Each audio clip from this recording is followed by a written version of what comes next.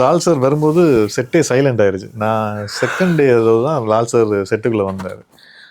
ஆஹா, உண்மையிலே சண்டைக்குழி வில்லன் மாதிரி தான் இருக்க போறாரு போல சார் அப்படின்னு லைட்டாக கொஞ்சம் ஒரு அட்டண்டன்ஸை போட்டு வைப்போன்னு சார், நான் உங்கள் பெரிய ஃபேன் படம்லாம் பார்த்துருக்கேன் அப்படின்லாம் சொன்னேன்.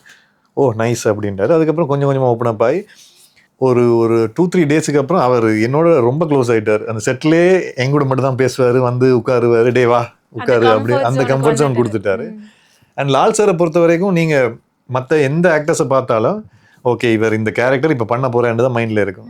நீங்கள் லால் சாரை மட்டும் ஸ்க்ரீனில் பார்த்தீங்கன்னா பெரியசாமி தான் தெரியும், வேறு எதுவுமே தெரியாது.